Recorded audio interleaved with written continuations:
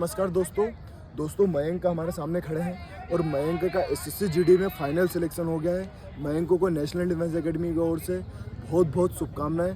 और हम मयंक से जानते हैं कि मयंक ने यहाँ पर किन किन परिस्थितियों का सामना करा और घर पे क्या क्या कंडीशन रही। मयंक ने मुझे बताया, मुझे बहुत ही दुख हुआ। और आज हम खुद मयंक से जानते हैं कि आज इनका फाइनल सिलेक्शन हो गया है और इनके क्या मन में ऐसी भावना है और ये आपको प्रकट करेंगे। और मयंक से जानते हैं कि कैसा लग रहा है इनको। हाँ मयंक, कैसा लग रहा है आपको? बहुत अच्छा लग रहा है सर। मैं सबसे पहले तो सर यही बोलना चाहूँगा, मैंने आपको जैसे पहले भी आपको बताया था। हाँ, मैं सर बहुत ही नॉर्मल फैमिली से बिलोंग करता हूँ, छोटे से गांव से बिलोंग करता हूँ। पापा मेरे किसान थे, इतनी वो कंडीशन नहीं थी कि बाहर भेज के पढ़ाएं या फिर, लेकिन उनको लगा कि कर सकता है तो उन्होंने मुझे भरोसा किया, उन्होंने मुझे इंदौर भेजा। लगभग मैं 1.5 से 2 साल से इंदौर में प्रिपरेशन कर रहा हूँ। अच्छा। कभी मुझे पैसों की ज़रूरत मतलब कमी नहीं महसूस होने दी। पापा ने हमेशा टाइम पे पैसे वगैरह भेजते रहे। लेकिन सर बोलते हैं ना सर कि लाइफ में बहुत अप एंड डाउन आते हैं, वही मेरे साथ हुआ। जिनके लिए इतनी मेहनत कर रहा था, पूरी वो अपना बेस्ट दे रहा था, तो सर वही मेरी लाइफ में भी अप एंड डाउन आए। सर एसएससी जीडी के जब रिजल्ट आया था 11 जून को, उससे 2 दिन पहले 9 जून को मेरे पापा एक्सपायर हो गए। और सर उससे भी मतलब ज़्यादा हार्ट ब्रेकिंग बात ये रही कि लास्ट टाइम पे मैं अपने पापा के साथ नहीं था, उनको लास्ट टाइम देख भी नहीं पाया। मैं यहीं पे फिजिकल की तैयारी कर रहा था उस टाइम। उसके बाद घर गया, घर पे एकदम ऐसा इंसिडेंट हुआ तो बहुत शॉकिंग था सबको लोगों के लिए।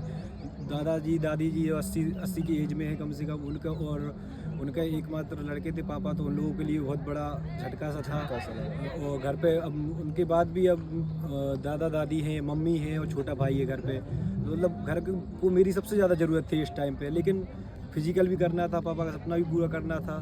तो घर वालों ने भी सपोर्ट किया, वापस यहाँ पे भेजा। यार आने के बाद आपको मैंने बताया था आपने कि मेरे साथ क्या क्या हुआ है, आपने उस चीज़ का इतना सपोर्ट किया उसके बाद मुझे कभी ऐसा कमज़ोर महसूस ही नहीं होने दिया।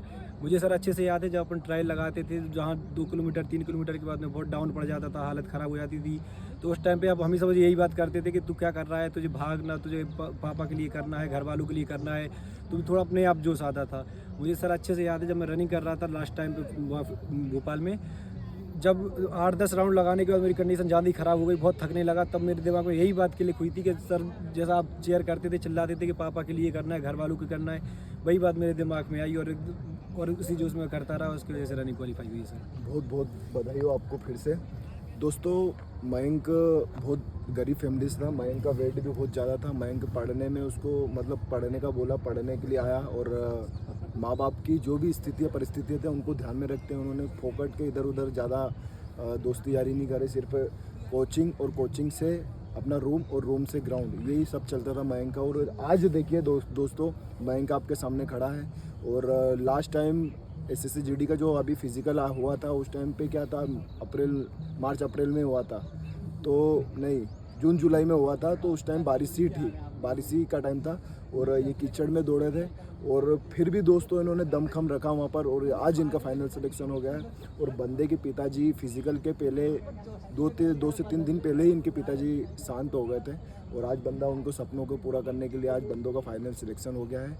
और ऐसे बंदों को मेरा सलाम है और ऐसे माता पिताओं को भी मेरा नमन है जिन्होंने ऐसे सपोर्ट दिए हैं भारत माता। और आज ये भारत माता की सेवा के लिए जाएंगे और बहुत अच्छा लग रहा है मुझे भी कि ऐसे बंदे आते हैं और हम उनके लिए खड़े उतरते हैं।